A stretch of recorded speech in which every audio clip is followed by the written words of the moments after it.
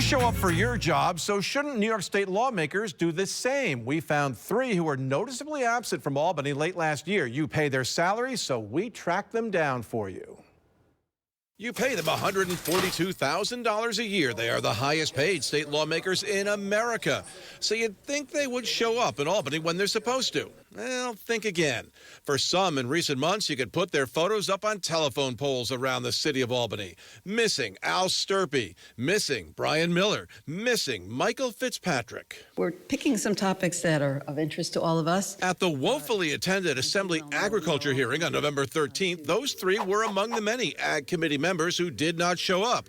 Assemblymember Billy Jones did attend. You know, I come down and to the committees I'm on and, you know, ask relevant questions that affect my committees and the people in my district and the organizations in my district. You think it's important to be here to ask those questions? For myself, I do, yes. Through emails, Sturpey told me he had a medical procedure that day. Fitzpatrick shared with me that his car was in the shop. Miller's office said Miller had previous commitments in his district. But then, a few weeks later, it happened again with all 3. Good morning, Chair Fahey and members of the committee. As members of the Higher Education Committee, they were expected at that committee's hearing on December 3rd. We were there, but they were nowhere to be found. I reached out to them again. Al Sturpey answered. The other 2 ignored me. So I waited for them to finally come to Albany for the new legislative session. Brian Miller from the Utica area wasn't too happy to see me. His staffer told me he missed the first hearing because of district events. He told me something else. Why miss a meeting like that, and why miss the next meeting that you were on, the hearing for the Higher Ed Committee? For one thing, I had a doctor's appointment that day. In the second one, I had a root canal, and I had to get the tooth filled. Very unfortunate. So that's why I missed them. I don't miss anything. So you missed both? Because of health issues? From doctor appointment. Okay. Thank you. And the motion is to report to Ways and Means. Here's Al Sturpey, who represents North Syracuse. How important is it to be there for those hearings?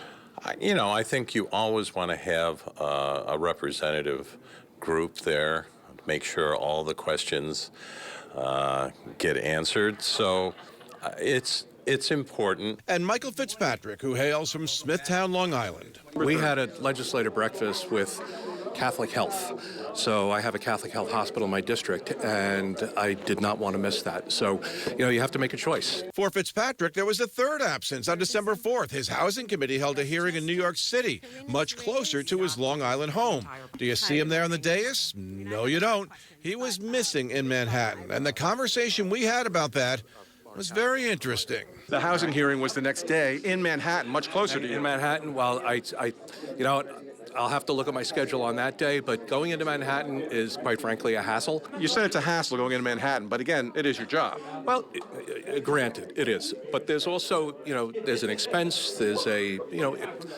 it's very easy for city members to do it in the city. It's not as easy for those of us who live out on the island or upstate, and it kills the entire day. Perhaps Mr. Fitzpatrick should consult the first law of holes. When you're in one, stop digging. It's more than a couple of hours at the hearing. It's 2 hours getting in, it's 2 hours getting back. The whole day is shot.